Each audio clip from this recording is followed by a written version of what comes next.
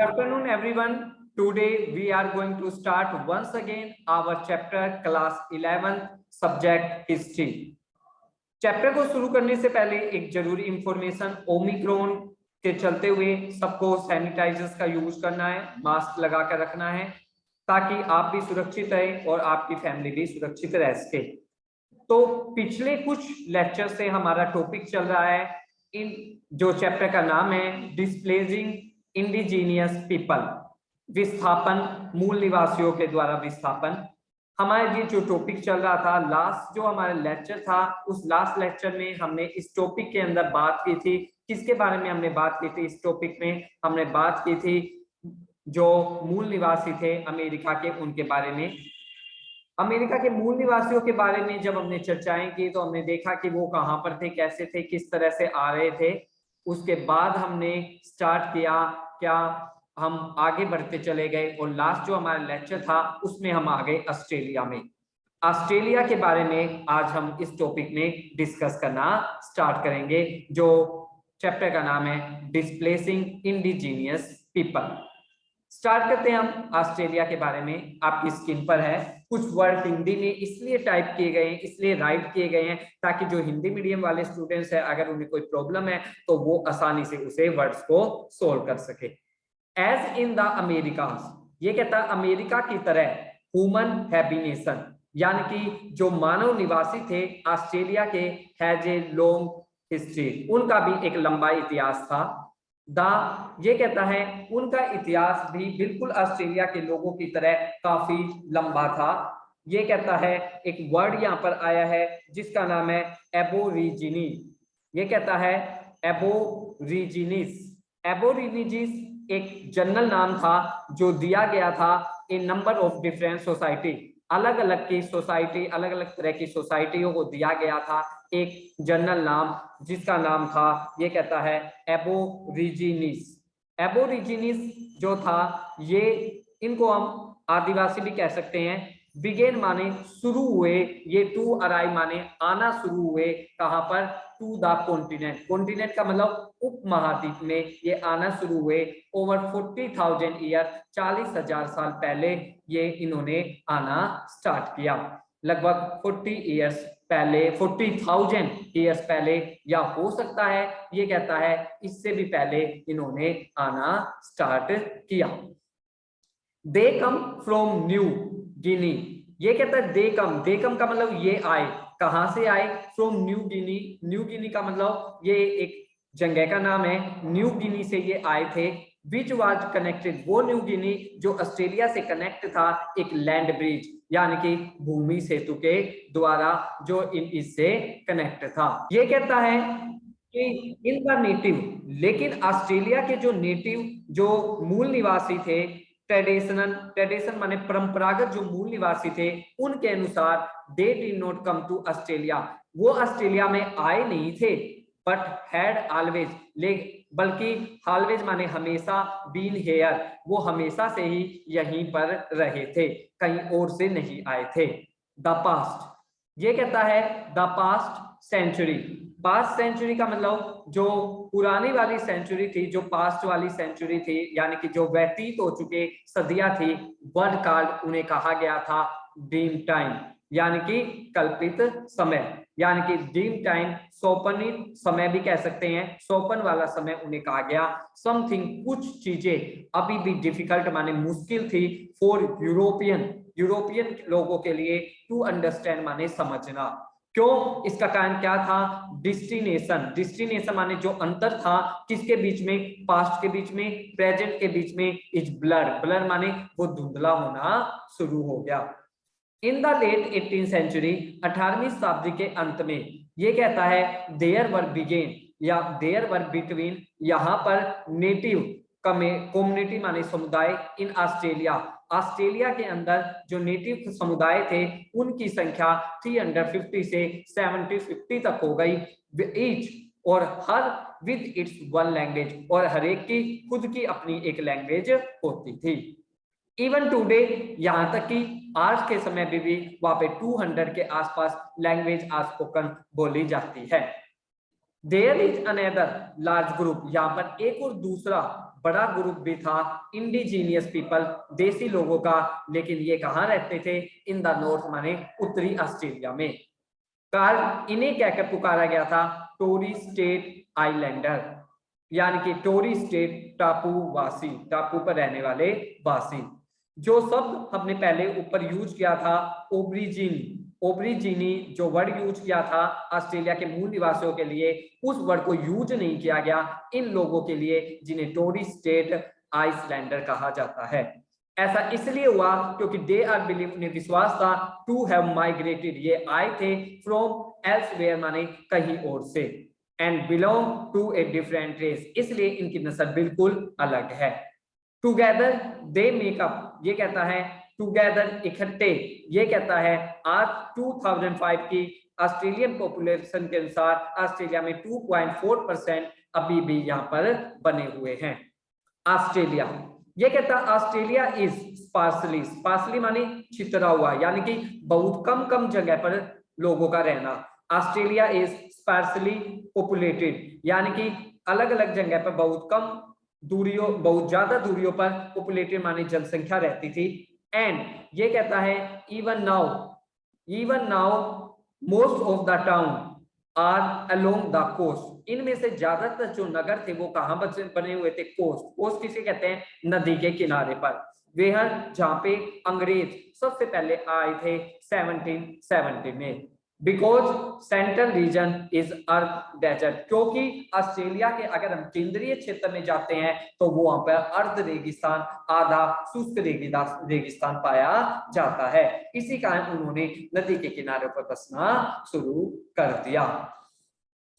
इसके बाद जब हम आगे चलते हैं तो इसके बाद ये हमें बताता है कि एक जैसे छितरे हुए का मतलब ये होता है कि एक स्टूडेंट्स द्वारा जो क्वेश्चन पुट किया गया है, छितरा मतलब जनसंख्या कम जगह पे होना। जैसे मान लो अब हम अपने घरों में रहते हैं तो नेक्स्ट ही हमारा अगला घर है, नेक्स्ट ही हमारा अगला पड़ोस है, नेक्स्ट ही हमारा अगला पड़ोस है। लेकिन ऑस्ट्रेलिया में जब लोगों ने घर बनाए तो उनके बीच में काफी डिफरेंस था, काफी डिस्टेंस था, दूरी, बड़ी दूरियों पर वो घर बनाए गए थे, उन्हें कहते हैं छितरा हुआ जनसंख्या का होना। द स्टोरी, एक कहानी, इंटरेक्शन माने संपर्कों की, बिटवीन किसके बीच में? यूरोपियन सेटलर, यूरोपियन के निवासियों के बीच में, एंड नेटिव पीपल, और नेटिव पीपल का मतलब देसी लोगों के बीच में, एंड द लैंड, और भूमि को लेकर इन ऑस्ट्रेलिया में हैज मैनी पॉइंट, इनके कई बिंदु, सिमिलरिटीज माने समान थे, स्टोरी ऑफ अमेरिका, अमेरिका की स्टोरी से मिलते थे। तो यद्यपि इसकी शुरुआत लगभग 300 साल बाद हुई थी। इनिशियली रिपोर्ट, जो शुरुआती रिपोर्ट थी किसने दी थी? Captain cook and his crew माने उसके जत्थे ने, ये कहता है अबाउट इनकाउंटर्स विद, ये था अबाउट माने बारे में, एनकाउंटर का मतलब जब उन्होंने मुलाकात की थी नेटिव लोगों से, आर इंथुसिस्टिक माने बड़े उत्साह के साथ, अबाउट देयर फ्रेंडलीनेस, फ्रेंडलीनेस का मतलब दोस्ताना व्यवहार के साथ कैप्टन कुक और उसके जत्थे का स्वागत किया गया था नेटिव लोगों द्वारा, यह ऐसा शुरुआती रिपोर्ट में बताया गया। This was a sharp reversal of feeling on the part of British when cook was killed by a native not in Australia. लेकिन ये कहता है शार्प माने बड़ी तेजी से, रिवर्सल माने उलटनी शुरू हो गई, क्या? फीलिंग। जत्था, एक स्टूडेंट्स की जत्था क्या होता है? जत्था एक ग्रुप को कहते हैं। कैप्टन कुक और उसके ग्रुप ने नेटिव लोगों से मुलाकात की और उन्होंने देखा कि जो मूल निवासी है वो दोस्ताना संबंध निभाते हैं। देर वाज ए शार्प, यहाँ पर बड़ी तेजी से, रिवर्सल माने उल्टी हो गई, उलट गई, फीलिंग माने रवैया, किसका रवैया? On the part of British, अंग्रेजों का रवैया एकदम से चेंज हो गया जब कुक, जो कैप्टन कुक था, उसकी हत्या कर दी गई एक नेटिव द्वारा, एक मूल निवासी द्वारा, लेकिन ऑस्ट्रेलिया में नहीं, हवाई के अंदर में। एज ऑफन हैपन, जैसा कि प्राय होता है, एक इस छोटी सी सिंगल इंसिडेंट, छोटी सी घटना ने ऑफ दिस नेचर, प्रकृति की, वाज यूज, इसका प्रयोग किया गया। क्लोनिजर माने कॉलोनिजर जिन्होंने गुलाम बनाया था उन्होंने इसका यूज किया टू जस्टिफाई करने के लिए सब्सिक्वेंट एक्ट कि वो जो भी कार्य कर रहे हैं हिंसा वगैरह टूवर्ड्स अदर पीपल, दूसरे लोगों के लिए वो बिल्कुल ठीक कर रहे हैं। इस छोटी सी घटना का इस तरह से प्रभाव डाला गया। इसके बाद ये कहता है कि दे, अब ये कहता है दे डिड नॉट फोर्सेस दैट, ये कहता है कि यूरोपियन लोगों के आगमन का सभी मूल बासिंदों के लिए, मूल बासिंदों ने ऐसे सोचा कि यूरोपियन लोग जो आ रहे हैं ऑस्ट्रेलिया में इनसे उन्हें कोई खतरा नहीं है। दे डिड नॉट, ये कहता है फोर्सी, फोर्सी माने अनुमान, वे इस बात का अनुमान नहीं लगा पाए कि इन 19 और 20 सेंचुरी में नियरली 90% ऑफ देम, उनमें से वुड डाई, मर जाएंगे। यहाँ के नेटिव लोग इस बात का बिल्कुल भी अनुमान नहीं लगा पाए कि 19 और 20 सेंचुरी में 90% ऑफ देम, इनमें से वुड डाई, मर जाएंगे बाय एक्सपोर, ये कहता है बाय एक्सप्लोसोर टू जम्प्स। एक्सप्लोसोर का मतलब होता है, एक्सप्लोसोर का मतलब असर, जब असर होगा, जम्प्स माने कीटाणुओं का, by the loss of their land, जब वो अपनी जमीनों को खो बैठेंगे, अपने संसाधनों को खो बैठेंगे, and in battle against the shelter, और ये कहता है जब युद्ध होगा इन स्थायी निवासियों के लिए तब 90% से ज्यादा जो मूल निवासी है वो मारे जाएंगे। अब ये कहता है द एक्सपीरियंस, एक्सपीरियंस माने अनुभव, एक अनुभव सेटलिंग ब्राजील, ये कहता है कि एक अनुभव की बात कर रहा है ये ब्राजील में, ये कहता है सेटल करने के लिए, ये कहता है एक्सपेरिमेंट, एक्सपेरिमेंट का मतलब प्रयोग, एक प्रयोग किया गया, सेटल माने बचाने के लिए, किसको, ब्राजील, ब्राजील में बसाने के लिए, विद पुर्तगाली, पुर्तगालियों के कन्विक्ट्स, कन्विक्ट्स माने कैदियों को, हैज बीन अबॉन्डेड, अबॉन्डेड माने बंद करना पड़ा। ये कहता है कि एक प्रयोग किया गया था बसाने के लिए ब्राजील में, किनको, पुर्तगाली कॉन्विक्ट्स को, कैदियों को, हैज बीन अबॉन्डेड, लेकिन इस पर रोक लगानी पड़ी जब their violent behaviour provoke anger, जब वायलेंट माने हिंसात्मक बिहेवियर ने प्रोवोक माने उकसाना शुरू किया, एंग्री, एंग्री ये कहता है रिस्पर्सल, एंग्री रिस्पर्सल का मतलब जब उन्होंने गुस्सा होकर प्रतिहिंसा के द्वारा जवाब दिया नेटिव लोगों ने। यानी कि कहने का मतलब है कि एक एक्सपेरिमेंट किया गया ब्राजील के लोगों को, ब्राजील में किनको, पुर्तगाली के कैदियों को बसाने के लिए, लेकिन इसे बंद करना पड़ा कब, जब ये कहता है देयर वॉयलेंट बिहेवियर, इन कैदियों का वॉयलेंट बिहेवियर ने, जो हिंसात्मक व्यवहार था उसने प्रोवोक्ड माने उकसा दिया वह ऑस्ट्रेलिया में रहने वाले निवासियों को, और वो एंगर रेस्पिरल यानी कि वो दोबारा प्रतिहिंसा में आ गई।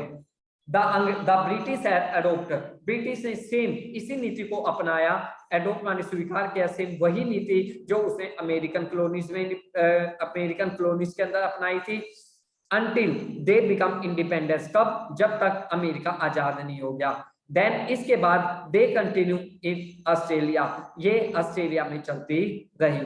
Most of the early society, ज्यादातर जो अर्ली सोसाइटी थी, वर कॉन्विक्ट्स एंडेड, ये कहता है कि जो हम कह सकते हैं जो British had adopted the same practice, अंग्रेजों ने सेम वही प्रथा को अपनाया जो उन्होंने अमेरिकी कॉलोनीज, अमेरिका को जब गुलाम बना रखा था उसमें अपनाया था।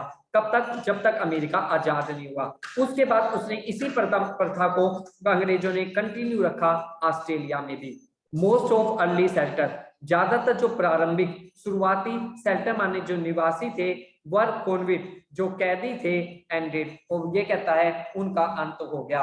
Most of the earlier settler were convicted, ये कहता है वो ज्यादातर जो शुरुआती निवासी थे, वर कॉन्विक्ट जो कैदी के रूप में आए थे, who had been deported, deported माने जिन्हें निकाल दिया गया था इंग्लैंड से, when their jail term ended, jail term का मतलब जेल में रहने का समय जब उसका अंत हो गया, were allowed to live as free people in Australia, ये कहता है तब उसे अनुमति दी टू लिव माने रहने की, वो रह सकता है फ्री पीपल आजाद लोगों की तरह इन ऑस्ट्रेलिया में, लेकिन एक कंडीशन पर, they did not return to Britain, वो ब्रिटेन में वापस लौटकर कभी नहीं आएगा।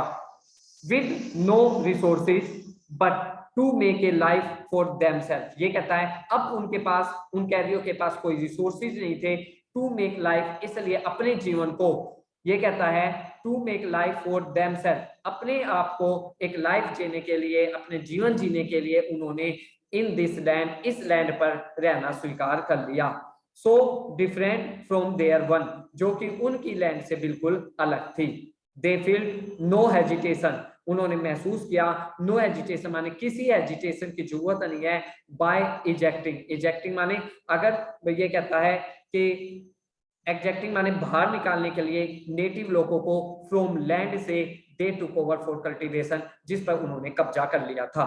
तो इस पैरे को मैं एक बार फिर आपको बताता हूं। ये कहना चाहता है कि जो पुर्तगाली थे, पुर्तगालियों ने अपने कैदियों को ब्राजील में बसाना शुरू कर दिया।